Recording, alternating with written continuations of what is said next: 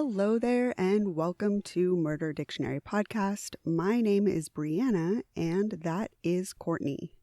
Hello there. Hello, and thank you for joining us. Before we get into the case that we're talking about tonight, we just want to remind you of the things that you'll find in our description and show notes. You'll always find links to our Facebook, Instagram, and Twitter, where you can follow us and get breaking true crime news, memes, info about new episodes, etc. You will also find links to the resources that we use for research on each case. So if you ever want to read more and check into the cases a little bit deeper, then those links will be in the show notes. We also include some wellness links for things like domestic violence resources, anti-bullying, some suicide hotlines, Trevor Project, stuff like that. And we have links to our thread list where you can get merch. We've got t-shirts, phone cases, mugs, tote bags, a whole bunch of stuff. And you will also find links to our Patreon. And on our Patreon, you can get access to some perks like ad-free episodes, bonus episodes, and a bunch of other stuff. So head over to patreon.com if you want some extra perks. And we want to say thank you to the people that joined Patreon this week. So thank you to Chris, Eileen, and Jane. Thank you. Thanks, you guys. We really appreciate you supporting the show. And we hope that you enjoy all that bonus content. And with that said, let's move on to our second case for letter P for Going Postal. Tonight we're talking about Jennifer San Marco. Yep, one of the very few of the women we have. Absolutely. Yeah. The percentage of women that commit workplace violence and by extension, postal service violence is definitely low. So a little bit of background. We, like last week, did a little bit of info on just the USPS itself. So the United States Postal Service, or USPS, was founded in 1775 with Benjamin Franklin serving as the first Postmaster General, which is something I'm kind of embarrassed I didn't know. I'm bad at history. I knew it, but I had forgotten it. And, I mean, Benjamin Franklin was involved in everything in 1770, whatever, right? Right. Most of the time. And a lot of those things are a little bit more memorable than being, Postmaster General, Yeah. Like he wanted the turkey to be the national bird instead of the eagle. Yeah, he had his hand in everything. My favorite, though, is the Office episode when they get the Scholastic Speakers of Scranton. Oh, it's and perfect. Benjamin Franklin shows up and he's a total weirdo. Turns out Benjamin Franklin's kind of a creep. Boxers are brief, Benjamin. It's one of my favorite episodes ever. So yeah, I was totally unaware of that. So I don't know. I found that really interesting, but it makes a lot of sense. He's jack of all trades, right? If they needed someone for a position, it was like, throw Ben in there. Right. So the USPS is actually legally obligated to serve all Americans, no matter their geography. Postage rates have changed as the nation needed them to be increased and is now decided based on whether the item fits into the sorting machine. If it doesn't fit, it costs a little bit more. As of 2019, there were 469,934 career employees and 136,174 non-career employees. Of course, because COVID, these numbers have probably changed in 2020, but that's the most recent data that hasn't been affected by the pandemic. During the late 80s and early 90s, there was an undeniable increase in workplace violence, particularly among postal workers or taking place at post office locations. From 1986 to 1998, there were 10 shootings at post offices across the country. A 2004 study found that of the 224 workplace murders spanning 30 years, the profile of the killer is most likely a 37-year-old single male who has been with the company about 4 years. And only 3% of the attackers were women. The stat often cited about broader workplace violence beyond just USPS incidents is that of the 450 workplace murders using guns in killings between 1976 to 2004, 93% were men. Generally, men, when they murder, it's with guns. And women, it's, we're sneakier. We're poisoning people, not so up in your face kind of stuff. Definitely within the true crime community, if you listen to true crime podcasts and watch the shows, you hear that stated often. Over and over, you'll be like, women use poison, men use guns, things like that. A lot of people know this as common knowledge.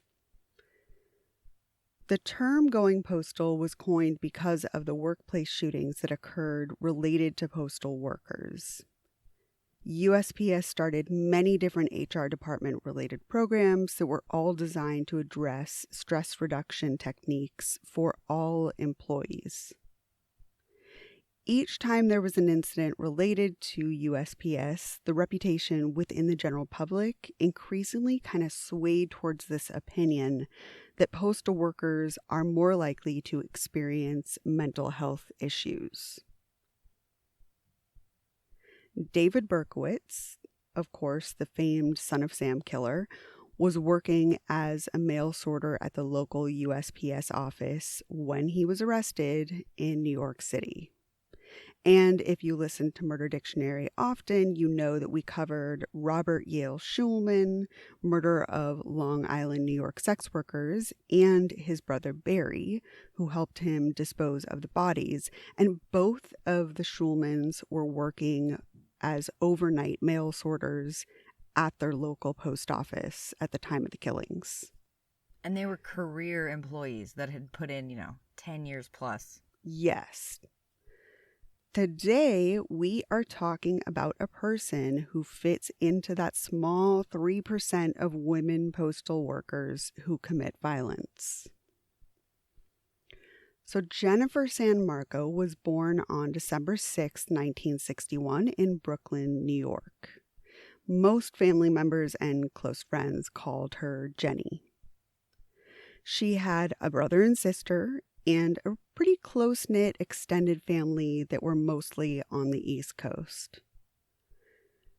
Her parents divorced when she was only about 5 or 6 years old, and since it was during the 60s, this was extremely uncommon.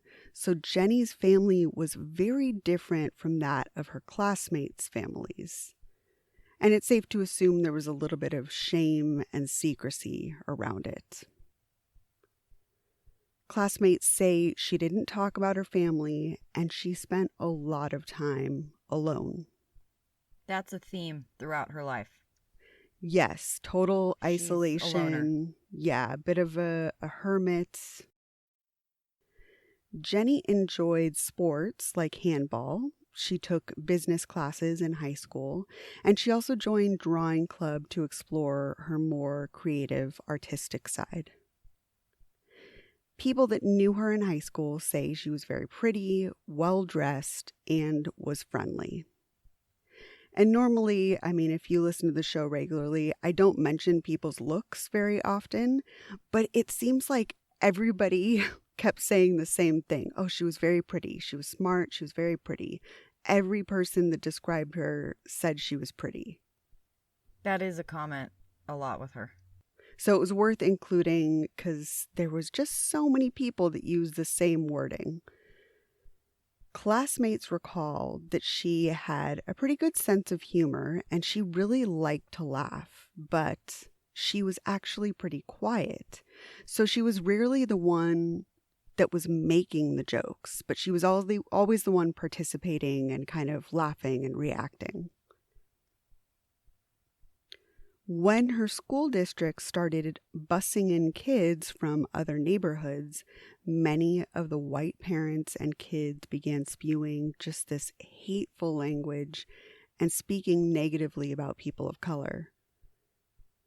A classmate recalls that Jennifer was definitely against the busing, and she was pretty vocal about her racist views. She graduated from Edward R. Murrow High School in 1978, then attended Brooklyn College. She transferred to Rutgers in New Jersey and studied natural resources management for about 3 years. But she actually left school before graduating and never received a degree. And this kind of leaving before really completing something is definitely a theme for Jennifer. Yes, throughout all of it. Part of me thinks maybe that she was having some sort of mental episodes and kind of pulling back from her responsibilities because it came too overwhelming for her. But that's just kind of speculation, that maybe she'd get to a certain point and 3 years in, she felt like it was too hard to kind of hold it together, so she had to step away. Well, there's also, I don't know, it's kind of like she does it for 3 years and then it's like literally on a dime. She does a 180, her focus changes, and she's on to something else. Yes, it's hard for her to stay committed to just doing one thing and achieving a goal. Definitely, at minimum. In 1989, 28-year-old Jennifer moved across the entire country to California because she had found a job as a guard at the Chuckwalla Valley State Prison in Blythe, California, which is just outside Riverside. I mean, 180, spin, other side of the country. You can't get further away. Exactly. Totally. She's a very extreme, no gray area, black or white, east or west kind of person. Yes. Coworkers describe Jenny as a good worker, but only 2 days before her probationary period was up, she abruptly quit without giving any reason. And like I said, this incident was part of an overall pattern for Jennifer, where she would do this over and over again. She had many different jobs, some of which were actually highly sought after, really great jobs that weren't easy to obtain. And then she would get the job, work for a little while, even a matter of months, a very short period of time, and then abruptly leave. It just makes us wonder why she would quit. They're all really good jobs that a lot of people want. I mean, it's jobs that, people, you and I know, people everyone knows, really have to go through a lot to get. And then once they get them, like, you're in and you keep, whatever you got to do, you got to keep that job, like healthcare, everything. Yeah, And she's definitely going out for these jobs where it's like background checks, evaluations. You've got to go through jumping all these hoops. And then to just quit after going through probably a months-long like the background and the getting into the job probably took longer than she actually stayed at the job on most of these. yeah, some of them definitely. Jenny relocated to the Santa Barbara area, and it's believed that since she had a cousin who lived in Montecito, she got the idea to move there. And I don't know, everybody in LA kind of knows Santa Barbara. It's just a very local, not too far vacation, chill destination. Maybe, Court, you could kind of explain Santa Barbara? It's where It's kind of like Oprah and Neverland Ranch are. Okay, so you got there already. So, yeah, it's probably like an hour and a half, 2 hours north. It's beach, so it's not, and it's like North Beach, so it's cooler. It's never going to be like, over 85 there. It's really just the weather's amazing. It's kind of like a North Palm Springs. Like people, if you want to go hot, you go Palm Springs. You want to cool off, you go north. Super, like the little downtown historical is really fun. Lots of bars. The wineries, there's restaurants, super good hiking that's like really scenic. Mm-hmm. Tons of money. like It's a very money. affluent area, for Yeah. sure. Like you said, Oprah's there. Neverland Ranch was up there. San Luis Obispo. The Markles, live up there now. Yeah, And yeah. They Rob just Lowe. moved. Yeah. Rob Lowe lives in Montecito. So, it's a little Tony, little neighborhood. Right. Yeah. A lot of celebrities go down there. And the other thing is it's a college town. It's kind of progressive. It's a bit of a hippie town. Very much. Yeah. And so it's, I think, known for the college, the really nice houses, the beach community, and the money. So that's Santa Barbara. There you go. Jennifer's landlord said she never had friends or visitors over and seemed to live a very isolated and lonely life. By 1995, Jenny was a 34-year-old police dispatcher for the Santa Barbara PD, which was a high-stress job. And again, something that was hard to get into. If you've got a police background check, it probably took her months to get this job. Just finding out, like, they're hiring. Right. How did you even get this, lead? It's bizarre. Yeah. The position also required that she pass a comprehensive background check, including a psych evaluation. But again, after only 4 months, she quit. In 1997, she began working the night shift as a mail sorting clerk in the USPS mail handling facility in Goleta, California, which is a small town just west of Santa Barbara. So Goleta is basically between Santa Barbara and Isla Vista, which is just the little town where UC Santa Barbara is. Goleta has really good little tiny restaurants for clam chowder and fish. Mm-hmm. Super chill little beach town. This is even more like laid back to me than Santa Barbara's Goleta. Definitely. If Santa Barbara is the city, these are like the little suburbs, if you could call it that. Yes. She sorted the mail that was too large to fit into the sorting machines. It was a monotonous but dependable and consistent job because, as we know, court quotes Newman and says the mail never stops. It's true. The mail never stops. Like, I'll never forget that even as a kid. Like, that episode where they specifically discuss the mail stuck with me. I don't know why, but it never stops. And I've always thought that must be a very high-stress job. Your constant deadline is now. Yes, absolutely. Because of the loud noises in the facility that all these crazy sorting machines make, many people who did this job wear hearing protection, or they also could listen to music or books on tape, etc., just to drown out the sounds of these just monstrous, loud machines. Jennifer's shift began at 9 p.m., and people describe her as an efficient and fast worker. A colleague says he remembers when she started and how he initially thought she was smart, quiet, and very pretty. Again.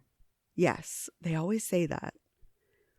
One former coworker describes her as, quote, both gregarious and a loner. And this is because she could be perfectly pleasant sometimes, and then just cold and standoffish other times. I identify there. You just never knew what you were going to get. Ever. Once she settled into her new job, people began noticing how, quote, night and day she was. And they said she would switch moods very frequently and very suddenly. After saving up some money, she was able to buy a condominium on nearby Overpass Road in 1998. This, to me, is like... She's buying a condo. She's got her job. There's behavioral things she does that doesn't make sense. But again, on paper, she's got everything going that you're supposed to do. You get the good career job, and then you buy your little place. And she's by herself, a single woman, so she buys a condo, so she's safe. It's not too much house for her, you know? Right. Anyway. And it's Yes. not an inexpensive area to live. Let's say No. that. I So, thought the same thing. yeah, she had to really work hard for this goal. And like you said, to be on paper achieving these things, it really probably wasn't easy for her, but she did it. Residents of her condo complex describe her as difficult and inflexible when dealing with others. One particular neighbor, a 54-year-old telephone operator named Beverly Graham, just wanted peace and quiet at her home, and she told Jennifer that she didn't appreciate her disregard for her neighbors. They had heated arguments over Jennifer's singing profane rap lyrics loudly outside and ranting and raving in front of her building. Now, I don't know if it's like Two Live Crew or the Whisper Song. We don't know. I tried so hard. That was like one thing I wanted to know so bad. It was like, what was she screaming? Like the rap lyrics specifically. Yeah. And then also Santa Barbara is a lot of retirees. I forgot about that. A lot of older people, you know, your golden years, you retire, you move out of town. A lot of people older live in Santa Barbara. So they're just trying to chill out and be quiet and just live a laid back life. Absolutely. I think, it is this weird mix of there's a college town, so like there might be a little bit of partying towards Isla Vista, but outside Santa Barbara, Goleta, Montecito, there's definitely a lot more quiet, chill, hippies and older people that really just want to relax. So this is very disruptive to them, this kind of behavior. I'm a Verizon engineer, and today we're turning on 5G across the country, including right here in New York City. With the coverage of 5G nationwide and in more and more cities, the unprecedented performance of ultra-wideband. It will change your phone and how businesses do everything. I'm proud because we didn't build it the easy way. We built it right. This is the 5G America's been waiting for, only from Verizon. 5G ultra-wideband available only in parts of select cities. 5G nationwide available in 1,800 plus cities. Have a great idea you'd like to unpack or a story you'd like to tell on a podcast? With Spreaker, you can record, host, and share your episodes with the world in seconds. And Spreaker is the only platform where you can start monetizing your podcast from day one. All you need to get started is a microphone or even a cell phone, and of course, a good idea. For 1 free month on a pro account, visit Spreaker.com/join today. That's SPREAKER/join today to sign up for free. Another woman said, quote, she was always talking to herself, but she didn't make any sense. Her sentences weren't structured. I didn't understand anything she said. She'd be walking in my direction and I'd cross the street. I mean, yeah, sound advice if that's the only interaction you have with her.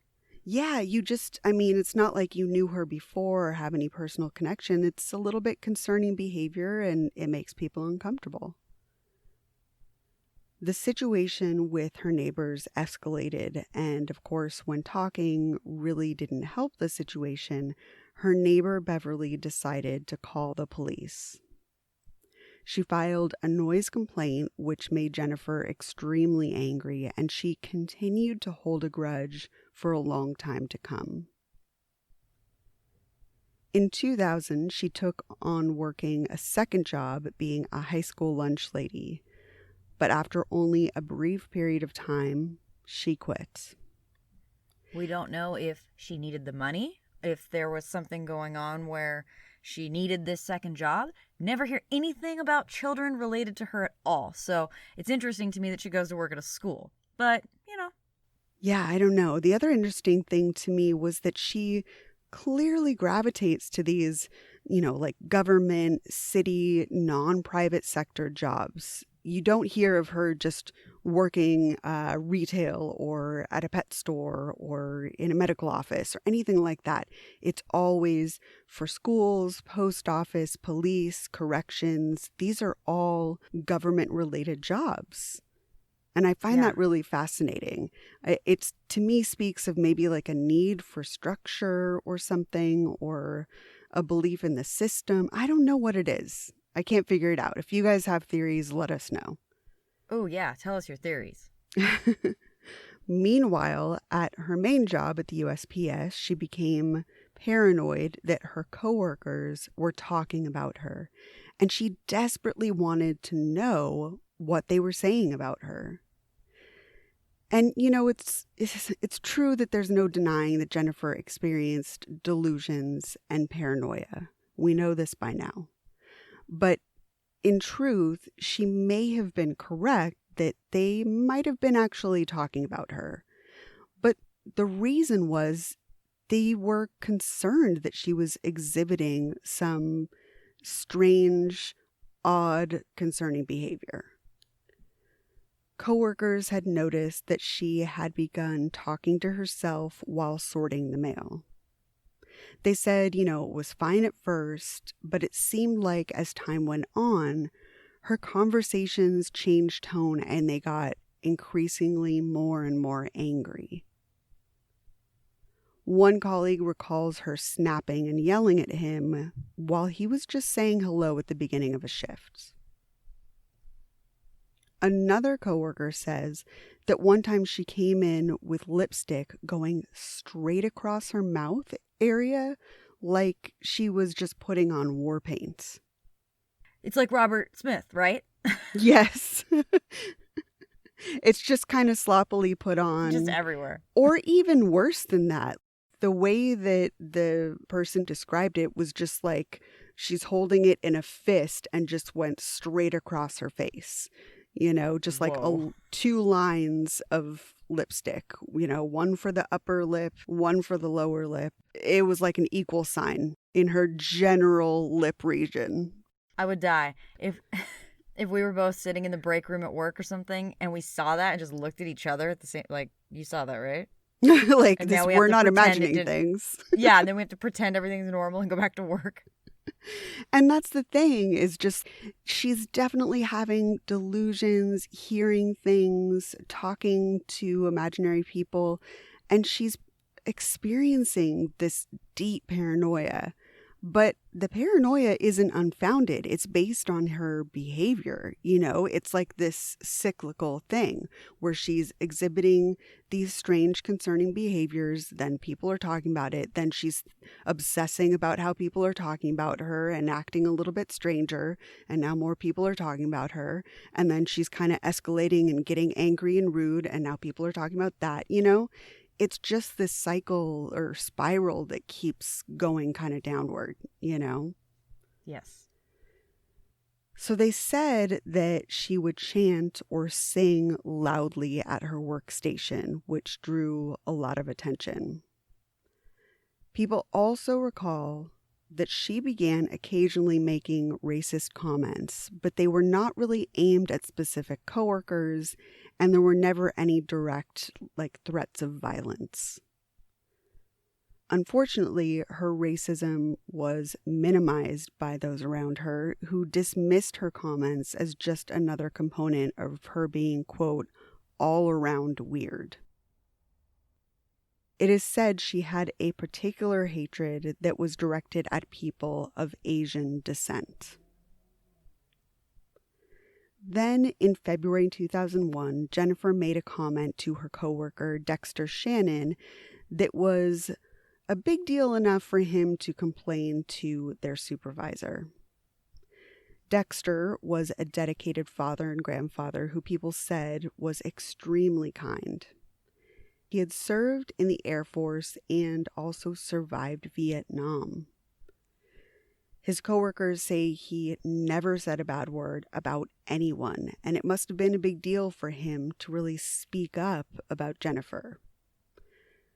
So the conversation with Dexter was reportedly about a former employee who had committed suicide. And we don't really know specifics, but Dexter was worried by Jennifer's comments, so much so that he went to a supervisor to just express that he was concerned for her safety. When the supervisor asked her to come into the office, she refused, then became extremely combative. the situation escalated to the point where they actually called the police. When the cops arrived, Jennifer took off running as soon as she saw them, so they had to actually chase her through the mail sorting facility. What is the motivation to run from the cops as soon as you see them? Like, do you know they're coming for you? You just immediately assume, or do you have an issue with police, maybe after working at the dispatch? It's bizarre. I don't know. I couldn't figure more details about that. It seems very strange. I mean, we see this. You know, of all people, you are obsessed with car chases. Yes. So That is it's a fact. common for people to run from police. But I think there's just so much paranoia going on for her. We don't know how the depths of it in her brain. I don't know what she was scared of, but it scared her enough to run away. Yeah. And she didn't have any sort of criminal record that we know of. So it's not like she's like, oh shit, I have a warrant. You know, she ran just out of this, mental health issue where she was just scared of them. It took 2 officers, one holding her hands and one holding her feet, to eventually restrain her. They handcuffed her, and a mental health professional was called in to do an assessment. It was decided that she should be taken in on an involuntary hold in a Ventura psychiatric facility for 3 days.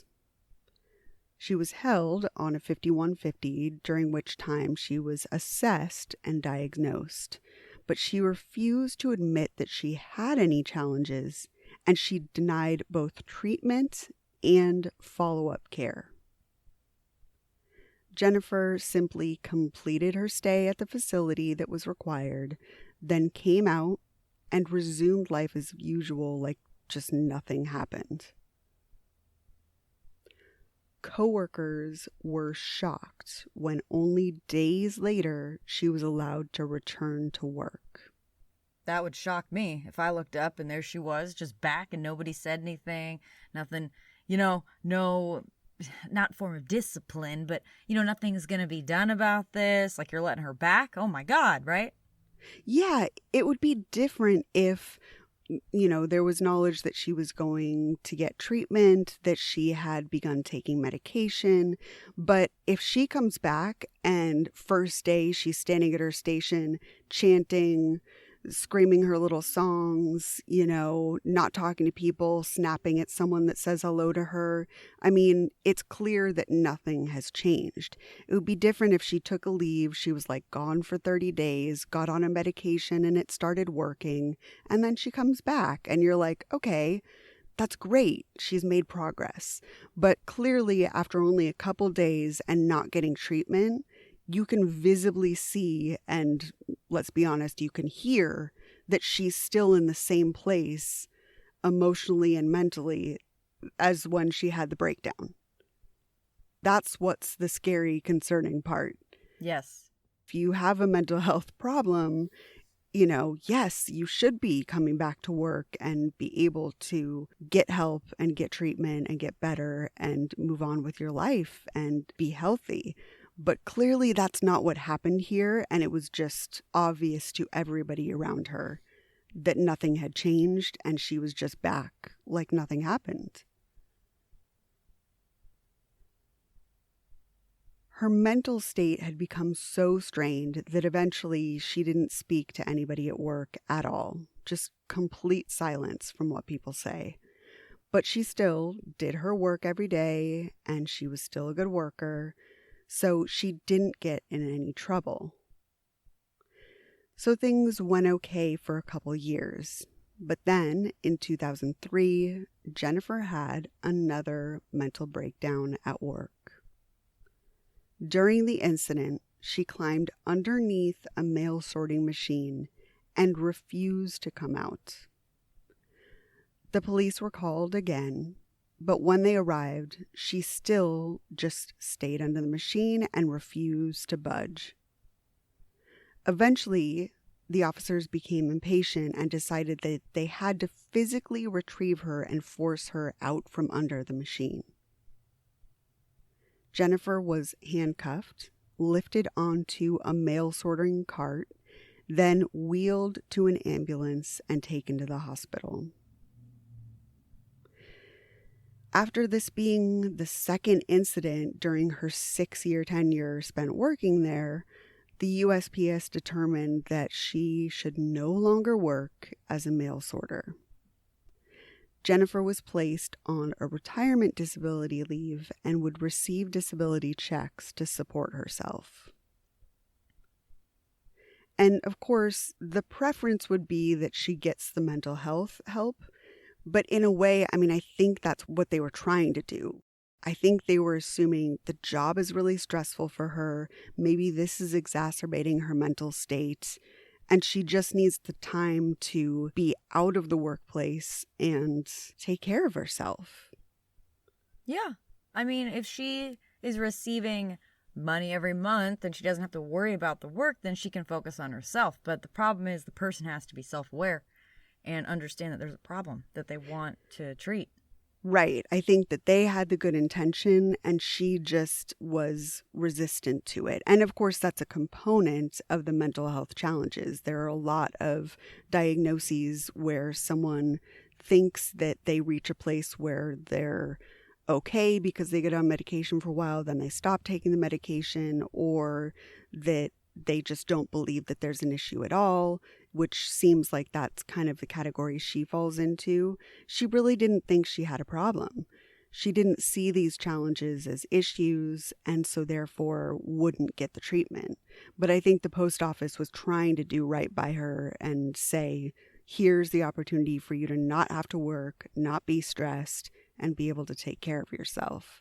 But that just wasn't the emotional place she was in to actually get the help. It was described that she was placed on leave more for the safety of herself, not that she appeared to be a threat to others. In 2004, Jennifer decided she would drive back to New York to see her family on the East Coast. I don't know if this was one of those impulse 180s or if it was like, okay, I've got some free time. I'm getting my check, I'll just go see some family right now. Or if it was just, I'm going to do this now. Yeah, it's really hard to tell with her because she did have so many of those impulses, but also she has this newfound, retirement. She's able to support herself. So who knows? During her cross-country road trip, Jennifer's car actually broke down in Grants, New Mexico, which is about 70 miles west of Albuquerque. Instead of getting the car fixed and getting back on the road, Jennifer decided to just stay in New Mexico. Yeah, let's try this on. Right? It makes me think this is how a lot of people, we see these people that they're not necessarily drug addicts or alcoholics on the streets. They are mentally ill and they can drive cars and they can live in and out of them and, they can do all this. And you're like, how do they get to these places? Like cross country, you'll see, Tennessee plates and all that. You're like, how the hell did you get here? It could be as simple as they broke down here and now they live here. And it never occurred to me that like, oh, I'm stuck here, I'll just stay. Because to me and you, it's like, oh, I'm stuck here. Now let me continue the journey to get back where I was going. Right? Right, yes. I think, there was nowhere to go there. Yeah. Yeah, it seems like, I don't know, just another odd behavior that she would break down and then just be like, well, this is my new home, Because most people would not think that way. They would be like, all right, got a flat tire, got to put the spare on and get to a tire place. The engine blew up. I got to find the nearest mechanic. But she was not in that mindset. She was just like, this is it. I'm staying. Not at all. Very strange. It really like blew my mind for a second. I was like, oh my God, I get why this it makes no sense and it makes perfect sense,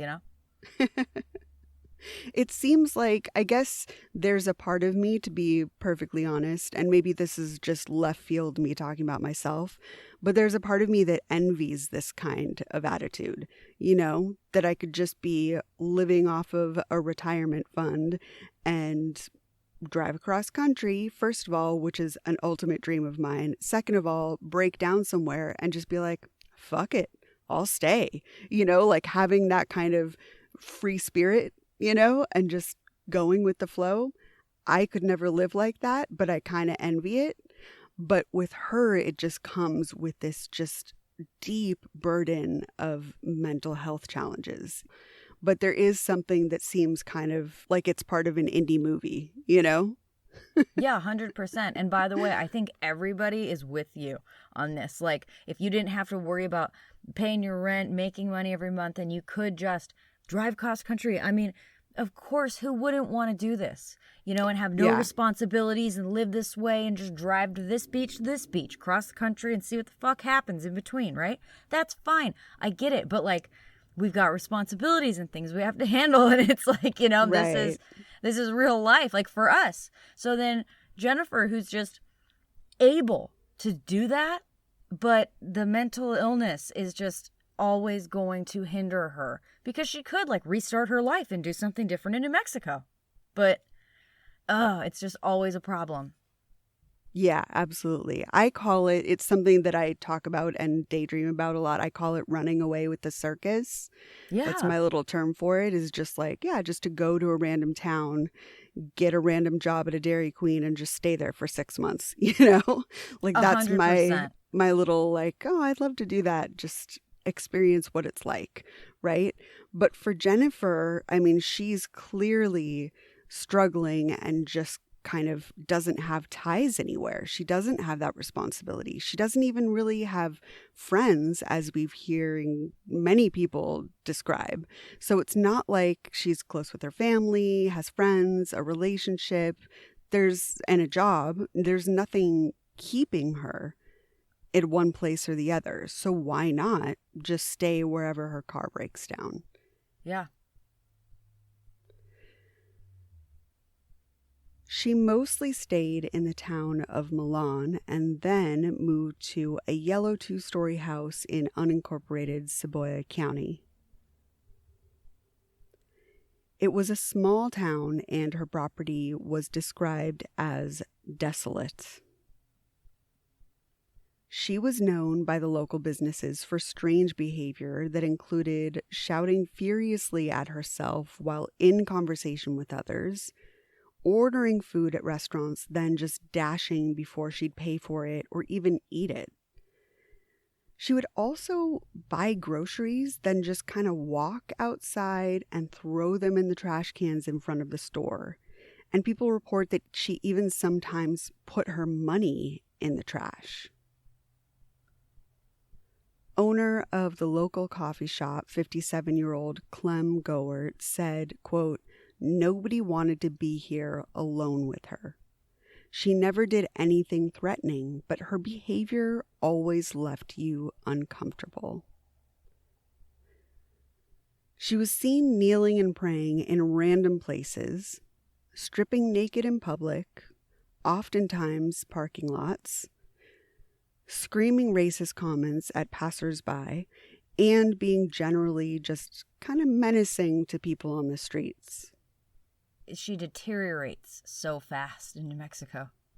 I don't know. There's part of me that believes having a job kind of tethered her to reality, even if... 100%.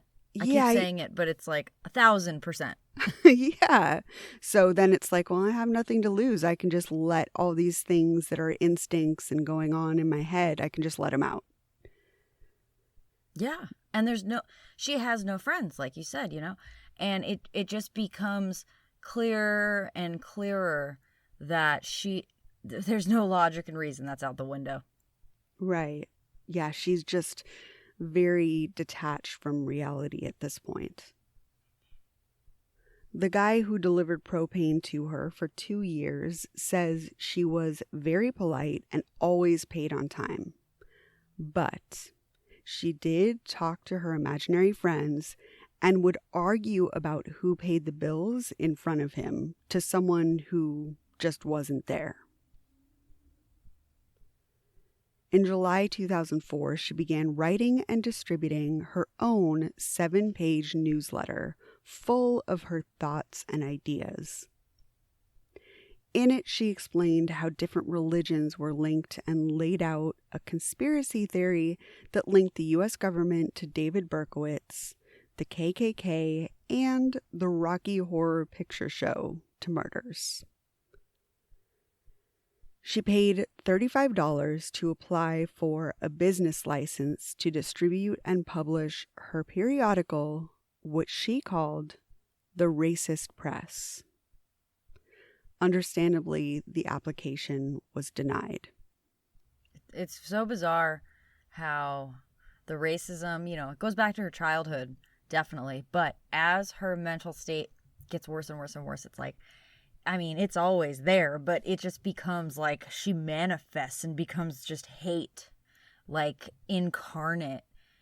And I don't even know, like, where, that's just, you want to call it mental illness, but you know that she was affected prior. And is this how she acts out for attention because it's something so just vitriol, disgusting that it'll get attention? Like we see all these people having mental breakdowns, the first thing they go to is racist and like disgusting comments, right? But there's just nothing you can say about this that's like gonna make sense. The weird thing to me, so she did call it the Racist Press, but the thing is, and I am not denying at all that she was racist. She was racist. No, she was. That's it. 100%. Clear. 1,000,000,000%.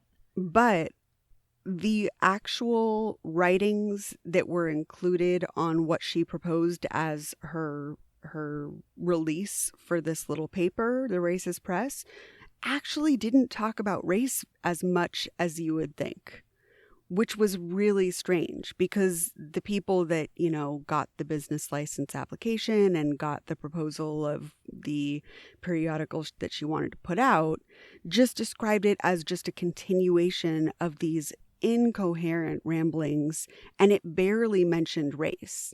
We know from her other behaviors, her words, her actions, and some of her other writings that she was definitely racist. However, oddly, this Racist Press actually didn't have much about race in it, which is very confusing.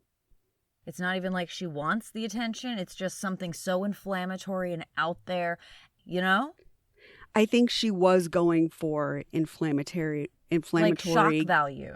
Exactly, that's the word I was looking for. Getting attention, shock value. She was going for that. And that's definitely not to downplay that she was racist. I am not saying that at all. But thank you. The title itself was clearly just for that. And you could tell from her other writings what her opinions were, and they're shitty and awful. But this particular paper that she was putting out was just ramblings, incoherent thoughts, not related to race at all. It was very strange that she would even title it that. Around the same time, she'd also tried to register a cat food business, but due to her location in Cibola County at the time, it was denied by the town's business office.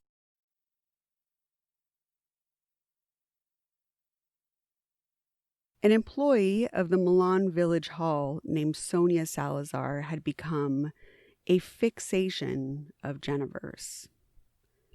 Sonia says Jennifer initially came in just to pay her bill, but pretty soon she started asking for Sonia every time she came in. Then it escalated to where she began only dealing with Sonia, and she'd actually leave if Sonia wasn't there. Then Jennifer would often just randomly show up at the office and ask to see Sonia for no reason at all. This happened so frequently that it really freaked Sonia out, and she began to hide when Jennifer came in, or coworkers would warn her, Jennifer's on her way, and she'd run into the back somewhere. Which is something completely normal for like retail workers and a lot of women in the workforce in general. we're forced to go sit in the back while we wait for this asshole to fucking leave, and then we can come back up. Yeah, there's definitely, if you work the front lines of any sort of retail or customer service job, you have people that you avoid. Yeah. Sonia said, quote, "She would just come in here and stare at me. We knew she had mental problems and we felt sorry for her." In November 2004, a mental health clinic manager named Darlene Hayes saw Jennifer alone in the parking lot of a post office, and she was kneeling by her car and talking to herself. When Darlene asked what she was doing, Jennifer replied, quote, "They pray before they get in," believing that she was with her sister and brother who'd be getting in the car shortly. That's freaky. Yeah.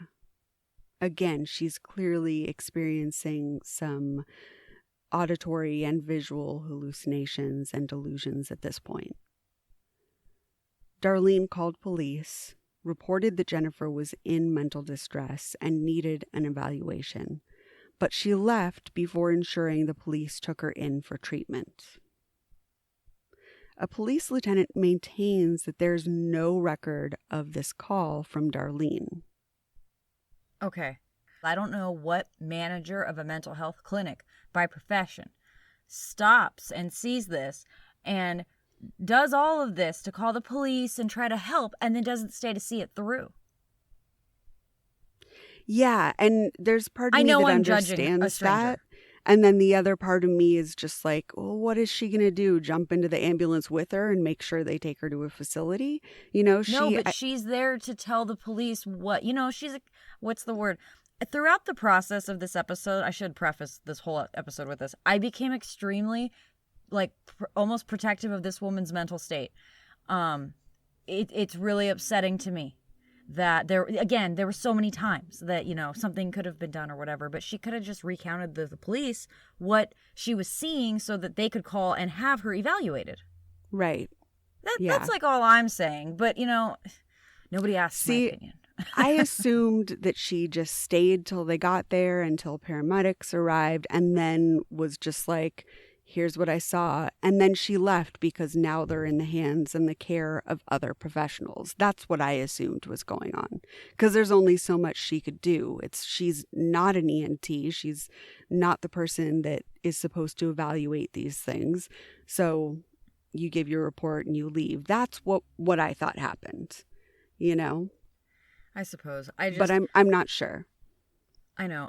There was a woman that was posted on Facebook in a couple groups in my neighborhood, and they've been looking for her, and she is, diagnosed mentally ill. She wanders around the neighborhood with a stroller of baby dolls, and has names for them all and talks about them. And she had gotten out. I don't hate to say loose, but she was missing.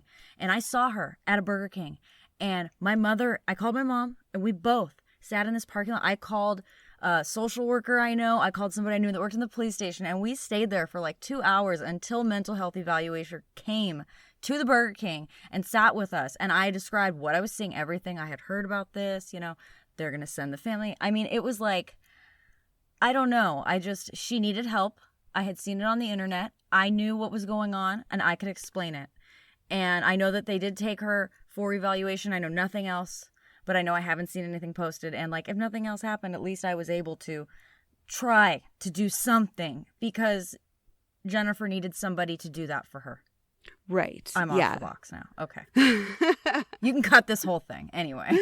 No, I know exactly what you're saying. I mean, it's just, you don't want to hear these stories of people giving up on her.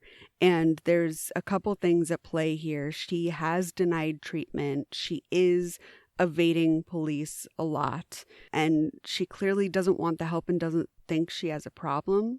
And at what point can you kind of force her, Yeah.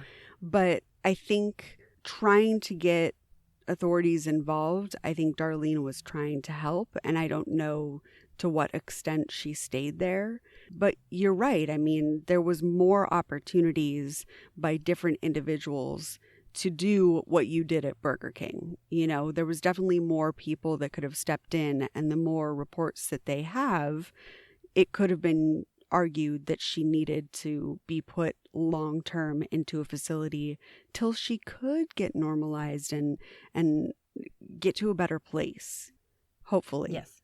But that never happened. And it is tragic to think that this was, again, like we always say, just avoidable by simply being able to get the help and the resources that she needed.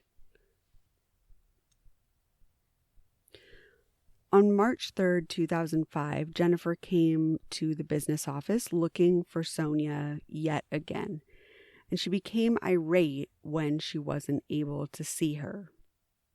The cops were called, but she fled the scene before they arrived. And this is a recurring theme, definitely. Over the next year, Jennifer's mental state would deteriorate greatly, and anyone who dealt with her previously had noticed just this sharp decline. Her appearance changed. She started getting tattoos and chopped her hair unevenly, so there were these buzzed patches and then long chunks hanging off at random, which were obviously done by herself with some sort of knife. Yeah, that's a look you remember. Yeah, and it is a sign, just seeing her physically change, people could see her mental state was changing as well. It's probably unsettling. During this time, Jennifer had frequent run-ins with the police as a result of her behavior. When the cops were called because she was naked, she would just put her clothes back on. So by the time the cops arrived, they couldn't really do anything. The one time the cops did actually catch her driving naked, they simply reprimanded her and let her go with a verbal warning. There's no evidence of her using drugs or alcohol, so it seems really that her issues that she struggled with were entirely from untreated mental illness. Although she clearly suffered from untreated mental health challenges, and most locals, including police, were aware of her concerning behavior, she was not brought in to a mental health facility or provided with psychiatric help. So as far as we know, the only time she received mental health care was during that 5150 while she was working at the post office, when she denied treatment and follow-up care. Sometime during her stay in New Mexico, she began to believe that she was the target of a far-reaching conspiracy that was hatched by her former coworkers at the Goleta, California post office. Jennifer detailed her thoughts by writing rambling scribbles in notebooks at her home, oftentimes discussing her paranoia that there were people out to get her. Later, a mechanic would say that she had told him she was wronged by the Postal Service, where she had worked 2 years prior, and said that they, quote, had to pay. I wonder if that guy thought anything about, because at this point, going postal is considered, that's a normal, it's in the lexicon now. So Right. I'm wondering if he hears like this clearly unsettled person talking to him about, he's working with the Postal Service, they're going to pay. Like, whoa, okay, keep going. Like, I don't want to talk to her, I wonder if those alarm bells were going off, or if he was like, she's just venting, Well, people just I'm get sure. kind of passionate sometimes, Yeah. I'm sure It was obvious she was venting, yeah. It's one of those things we see a lot where it's like, in hindsight, I put all these puzzle pieces together and this all makes sense. But, this is a little bit of an extreme case of that, because she had so many extreme behaviors. It's a little bit harder to minimize it and say that she's venting when she's also exhibiting all these other behaviors. Yes. She ominously told him that she was going to be gone for a while, but she never specifically said that she planned to exact revenge or kill anyone. Jennifer began telling people in the area that she had sold her condo and would be going to visit a sister on the East Coast. In August 2005, Jennifer went to Ace Pawn and Antiques in Grants, New Mexico, where she filled out all the necessary paperwork to purchase a gun. Is there a place on the paperwork that asks about the hairstyle? Because if someone walks in and asks for a gun and they have knife bald spots on their head, and you know I have weird hair and people stare at me all the time, but I have never cut my hair off with a knife. I've shaved my head, but this is definitely, from what everyone describes, her hair looked like she clearly had mental health challenges. She was talking to herself. How did this person sitting there with her, letting her fill out this paperwork, think, yeah, let's give this lady a gun?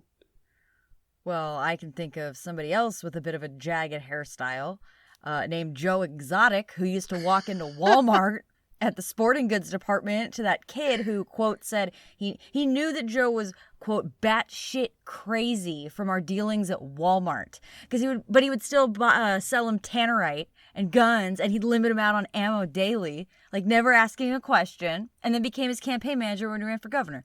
So, I mean, we would love for them to ask questions and say, hey, your hairstyle is a little bit questionable, buddy, but they don't. It's that simple.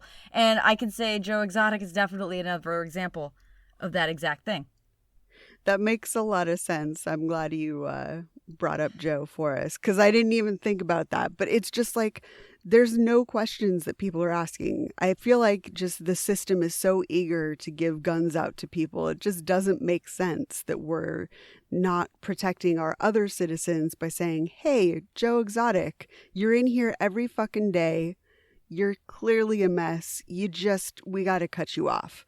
Like, you send someone home at a bar when they're clearly had too much. You put them in a fucking taxi. I mean, what the fuck? You cut them off. This is just crazy to me. Yeah, they don't cut you off from Walmart, though. That's the problem. Right. And they don't cut you off clearly at this random Ace Pawn in New Mexico, where she's walking in exhibiting all this Jennifer San Marco energy, you know? And I'm sure she's they give her a spouting gun. crazy shit too, you know, because she didn't hesitate to say things that just make no damn sense. So I don't know. It's just like every of these cases that we read where they get guns, you know? It just doesn't make sense. There's a lot of other cases that we talk about where it's like, yeah, you look at this person and they really didn't exhibit the kind of behavior that Jennifer did. But this is over the top. I really can't believe that someone approved her and gave her a firearm. So she waited the required 2 days and then went back to the shop and legally bought a 9mm semi-automatic Smith & Wesson pistol for $325. Jennifer then purchased the ammunition for it at another pawn shop in Gallup, New Mexico, passing yet another background check required for the sale of ammunition. Because of her forced psychiatric hospital stay, she would have been barred by California's stricter state laws from buying either a gun or ammo for at least 5 years. However, New Mexico goes by federal laws, which are, of course, somewhat more lax when it comes to mental health as a deciding factor. So, the mental health restrictions did not apply to Jennifer, and she was able to legally buy a gun in New Mexico. It's wild. Yeah, this also scares me because we do have these restrictions in the state that we live in. But if someone wanted, after getting out of a 5150 hold, they could just go across state lines and get a gun. Yeah. It blows my mind.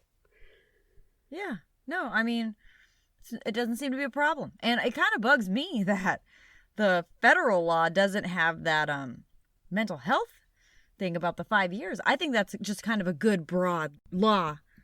That one should be federal as well, I believe. That should be across the board. That if you just got off a 5150 hold, You shouldn't be able to do this. But I'm hoping things have changed a bit. I hope so, because that just really bothers me, because you don't know why someone's on a 5150.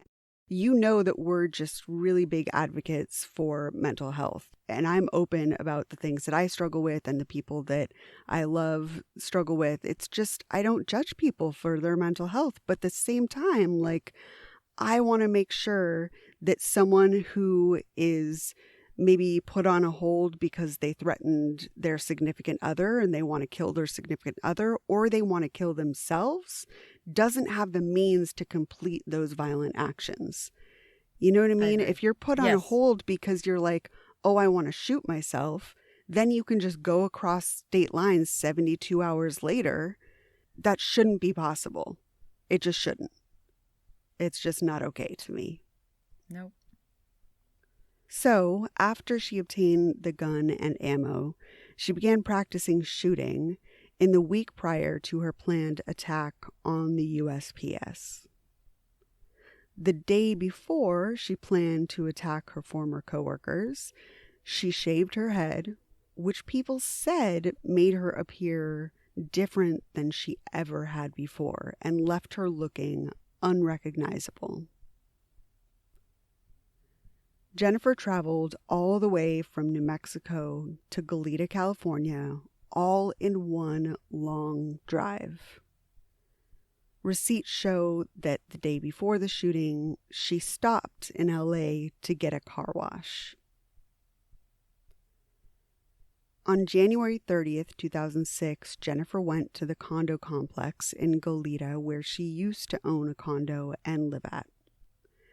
The first victim of Jennifer's rampage was her former neighbor, Beverly Graham, who, as we know, had disputed with her over noise complaints and called the cops on her.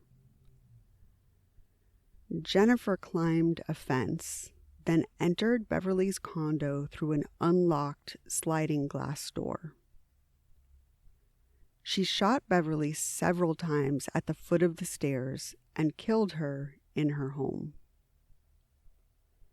Neighbors said that they heard the shots around 7:15 p.m., but they really didn't know what to think of it, and they didn't call it in. You're in a condo complex where you share walls with people. So if you hear gunshots, like, it's going to be really loud. So I find it very bizarre, especially in that area, that they didn't call that in. It does seem strange. And like we said, I mean, this area is just calm, quiet, hippies, no violence, no crime. I mean, it's just, I don't know how someone could hear gunshots and not call it in. Now, I live in Van Nuys where there's fireworks and gunshots every single day. But I don't call it in because it's happening all the time. But if I lived in Santa Barbara, if I lived in Goleta, if I, it would be like, this doesn't happen. I've never heard this before. I share a wall with someone that's coming from Beverly's condo. I got to call the police, Yeah, it's shocking. I mean, just like later when that UCSB shooting too, it was like, Santa Barbara, like, what are you talking about? It just doesn't make sense. Yeah, the Elliot Rodger crime was definitely, his spree really rocked the community because those things, like they say, they just don't happen in Santa Barbara, Yeah, again, like right when we started recording, I was like, I don't know if we can do this. There is an asshole on the corner throwing fireworks in the air under my window.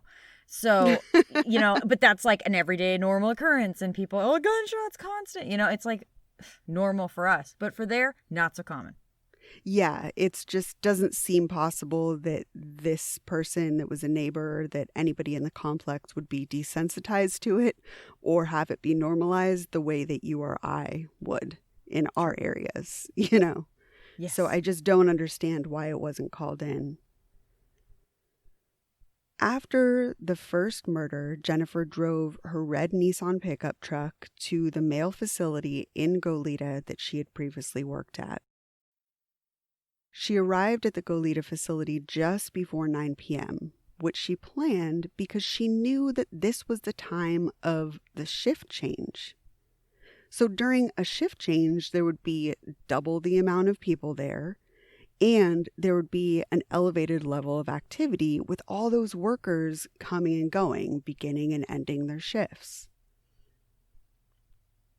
She pulled up outside the 200,000 square foot building where 80 people were working inside and waited for her opportunity to enter. I mean, this building, it's worth pointing out, is 4.5 football fields large. Giant. Since Jennifer no longer worked at the facility, she wasn't allowed any access to the entrance gate of the large parking lot in front of the building. In order to get through the security gate, she closely tailgated another car that was already passing through the opening gates.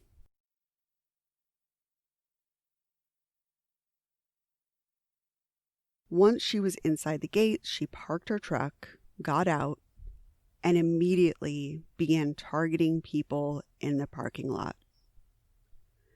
Jennifer first walked right up to 37-year-old Z Fairchild and shot her in the head, killing her instantly.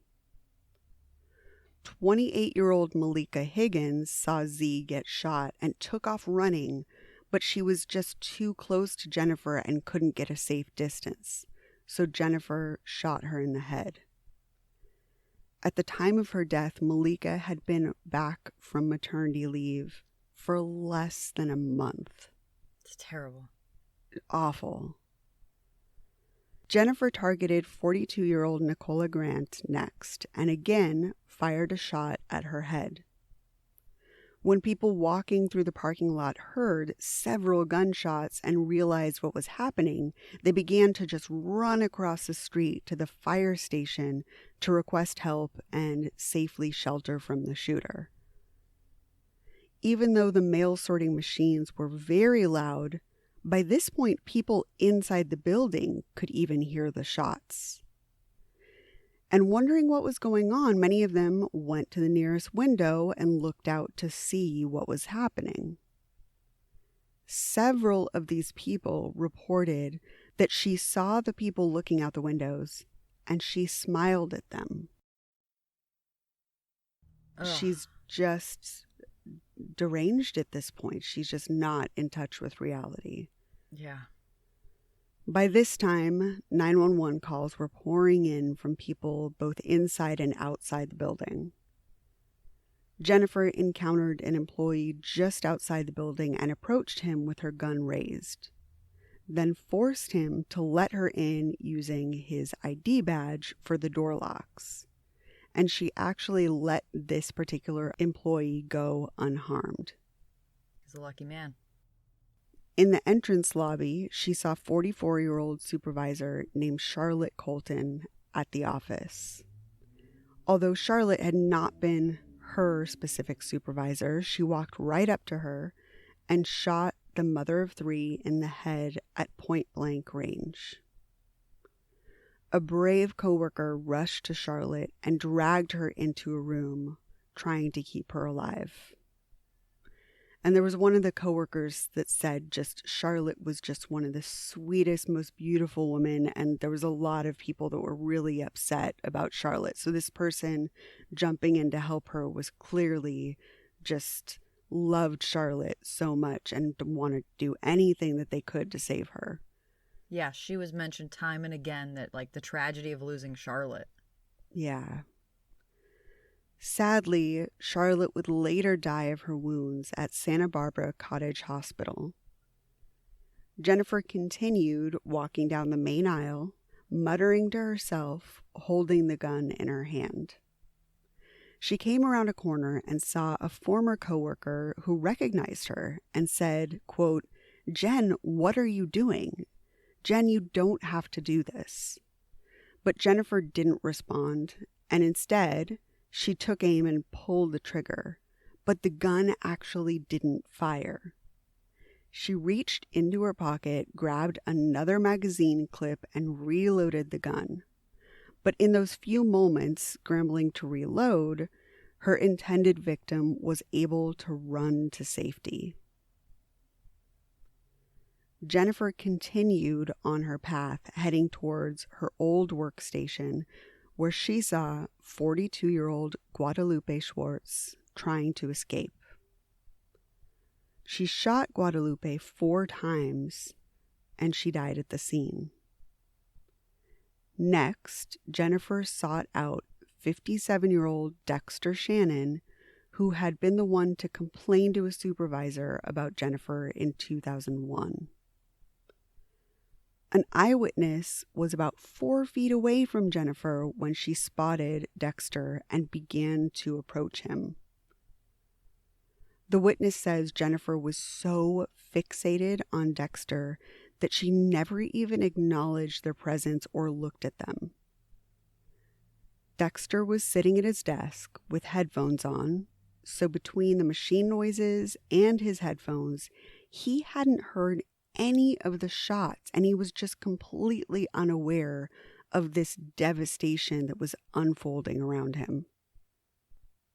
He was also unaware that Jennifer was just slowly walking towards him with a gun.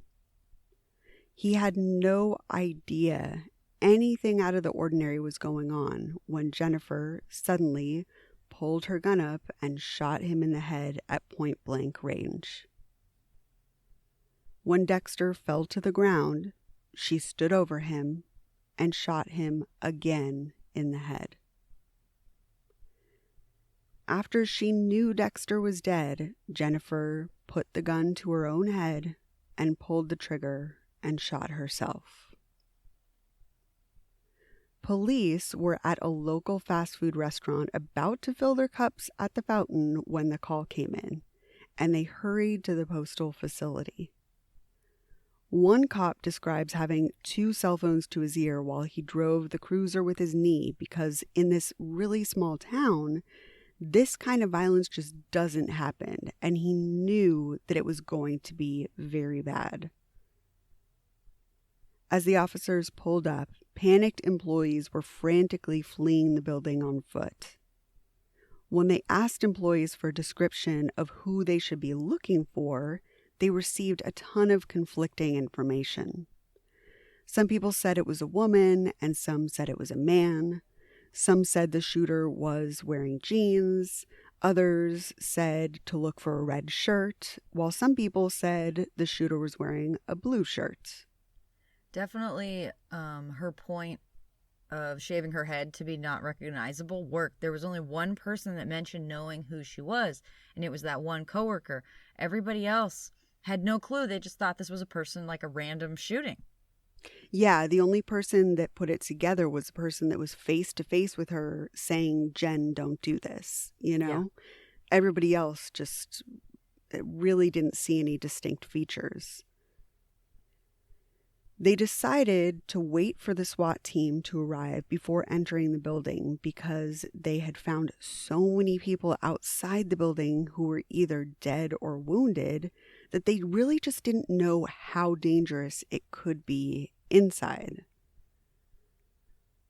When first responders finally were able to enter the building, they were listening for the sounds of shots so that they could find the shooter and head towards the noise. But they couldn't hear anything.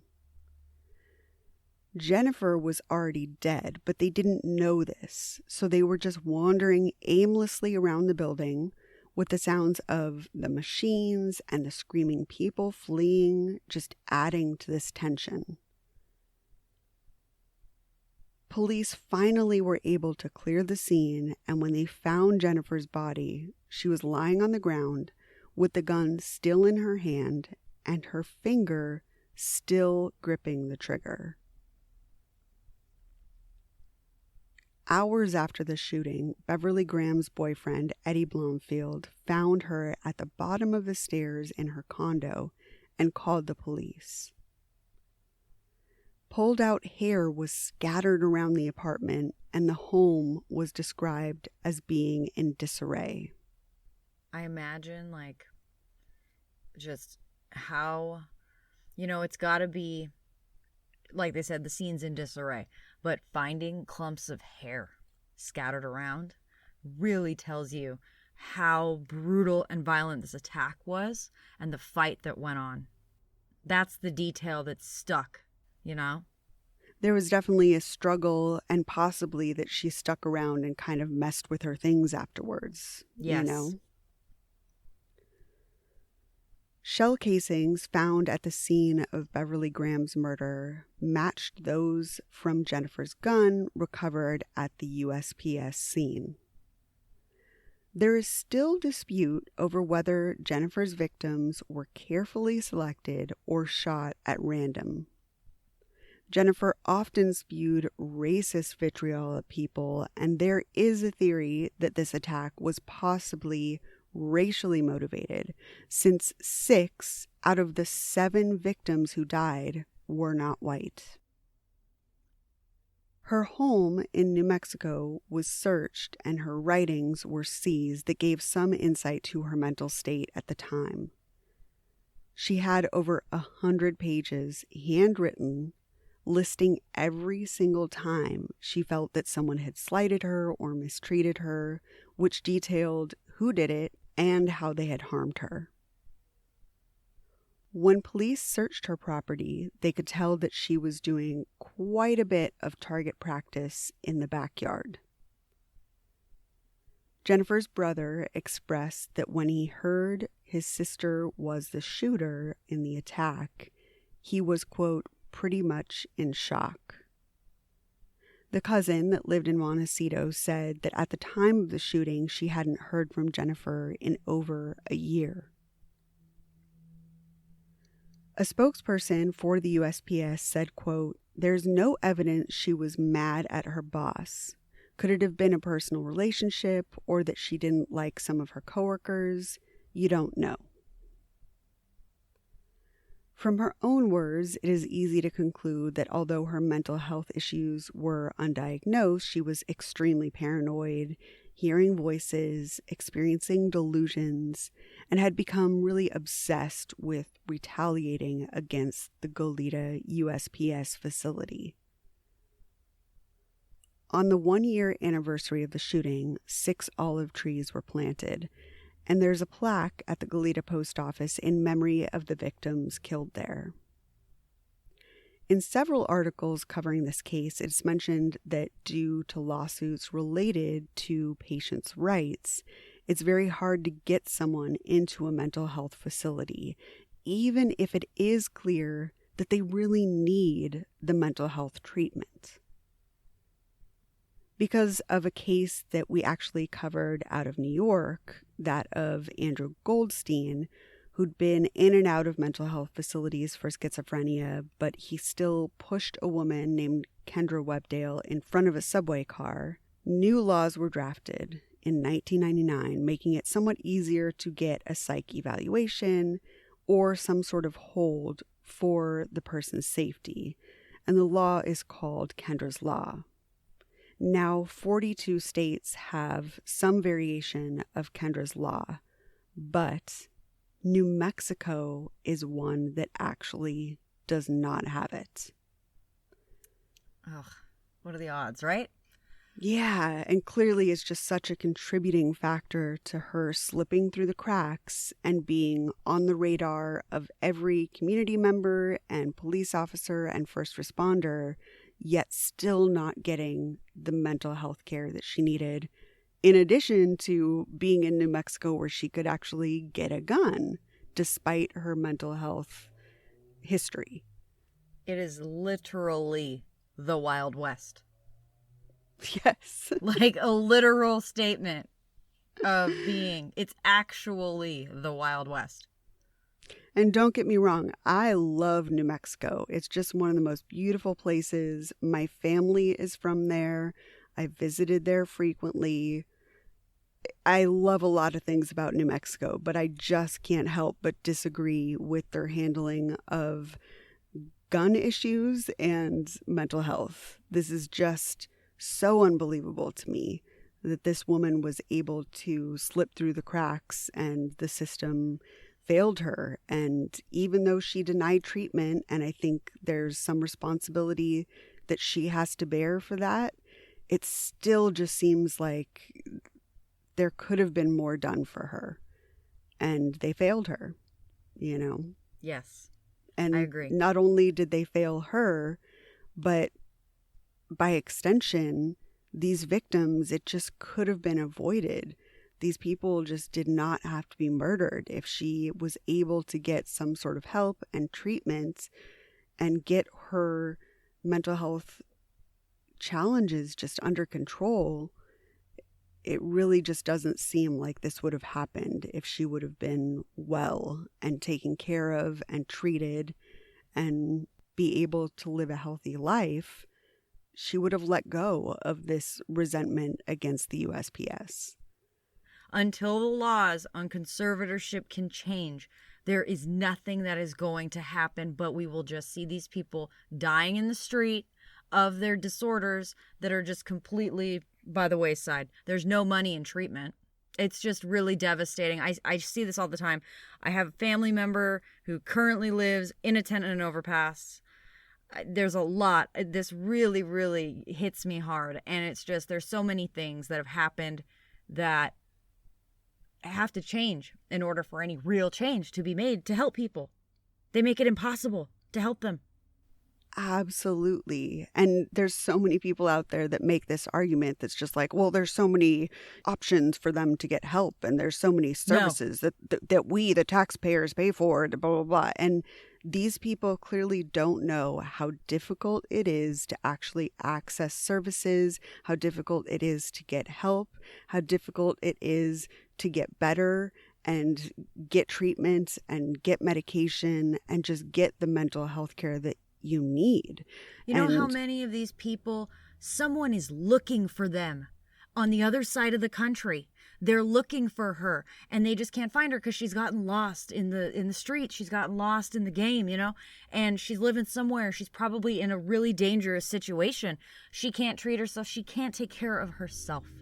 And somebody, there's family members out there all the time trying to find them, and they get lost in like the rehab shuffle or whatever it is, they just don't see the right person.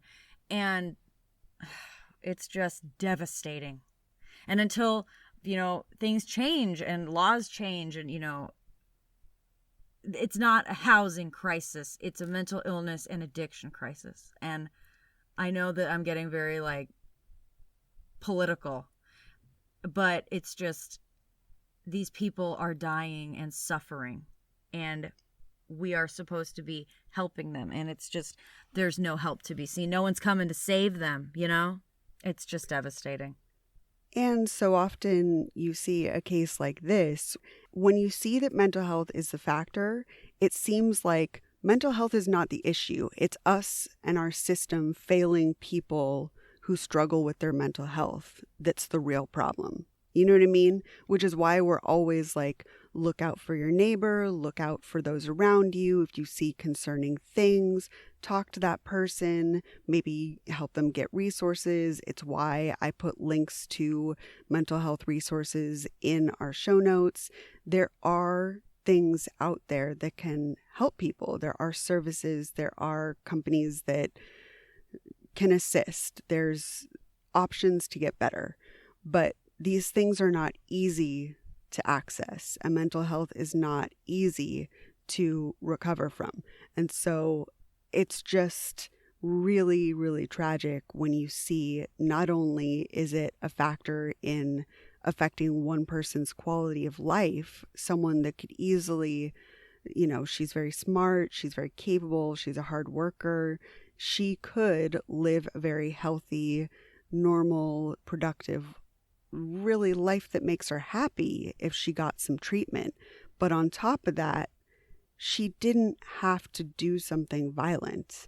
There's not a direct link of mental health equals violence. It's us failing people, our society, our government failing people that struggle with their mental health, that leads to not being able to live a healthy life and being spiraling down into violent actions. It's not mental health alone, Yeah. And, it's like, we're not going to carry you along. We're going to help you we're going to, you know what I mean? We're going to get you your help, and then you're going to follow your treatment plan. You probably, we might have some hiccups here and there, but we'll deal with it when we get there. But, there's also, once you get to the point where it's like, okay, I'm doing better. I can get the job. I can function now. God helps those who helps themselves, right? And you have to also be willing to put that foot forward to, the behaviors and the things that are detrimental. You got to be able to stop. But first you have to get clear-headed enough to get treatment, to find out, okay, maybe I should see a therapist. Maybe I should take some medication. Just there's a lot of stuff that goes with it, and it's not something that can be solved overnight. And yes, us talking about it, we're changing so many things. But it's just, I think we all get confused, and sometimes it's nice to try to have a conversation where you work through it a little bit, maybe have a little understanding on the other side. It's just there's multiple factors here. And you're right. It's just we can't involuntarily, just intervention on someone that has mental health struggles and then just fix them overnight. Yeah, it doesn't happen that way. Even if you want to do it that way, it's not going to work. And it's clear Jennifer did refuse treatment. But if we just had some more consistency with the system following up with her, with first responders, getting her into the right hands of the right mental health facilities, and maybe that message would have sunk in after a few times, she would have maybe been open to some help. Yep. We just don't know. But it is really unnecessary for someone to be, one, just going through this in the first place, alone, untreated, and two, for it to escalate to the point where someone becomes violent because our system doesn't provide the resources, the treatments, and our police just don't follow up with them and let her go with a verbal warning, don't try and get her into a facility. I mean, we really need to be better on the whole, us as regular citizens. All of our government services need to be better at prioritizing mental health, so this kind of thing doesn't spiral into someone feeling like violence is their only option, because it doesn't start there. This is not where it was in the year 2000. In the year 2006, she had escalated to this point, but it didn't start like that. There's plenty of opportunity in those 6 years for something to have clicked with her and for her to recover and get the right talk therapy, psychiatry, medication, combination of everything to get well. And that didn't happen, and it cost 7 lives, So that's the story of Jennifer San Marco. I just realized I remember somebody had posted in the Facebook group telling us that I didn't even realize this until just now. We do a lot of New Mexico stories. Because they had posted in there too. They were like, hey, I think it's cool. You guys did New Mexico. And, I was like, oh yeah, we did. And then just now I'm like, this is New Mexico we're talking about again. Somehow it comes in. Interesting. Yeah, it does keep coming up. And every time I'm all happy because then I'm the person that I look at the maps because I'm like, how close is this to my family's hometown? Yeah, I do the same thing. That's funny. So fun. Yeah, I think that's it for Jennifer San Marco. Our second P4 going postal case. And we'll be back next time with a third going postal story for you. Yeah. But before we get out of here, just a reminder that we've got all of our social media links. You can follow us at Murder Dictionary Podcast pretty much everywhere. They're linked in the show notes. If you want to do some more reading and look into this case a little bit more, those links are in our show notes. Like I mentioned, we've got the links for wellness and mental health in our show notes every single week. If there's anything that you or a loved one is struggling with, hopefully there's a resource in there for you. And if you have a suggestion of an additional link to add, I'm always open to that as well. And we've got the link to our thread list for merch like shirts and phone cases, tote bags, mugs, etc. And lastly, before we get out of here, if you want to join our Patreon, get ad-free episodes, bonus episodes, and all the perks, then check out patreon.com/murderdictionarypodcast, which is linked in the show notes. And we want to thank Chris, Eileen, and Jane, who joined our Patreon this week. Thank you. We love you. So we appreciate you guys. Thank you so much. We hope you have a wonderful week, and we will see you next time for another Going Postal case. Sounds good. All right. Have a good one. See ya. Bye.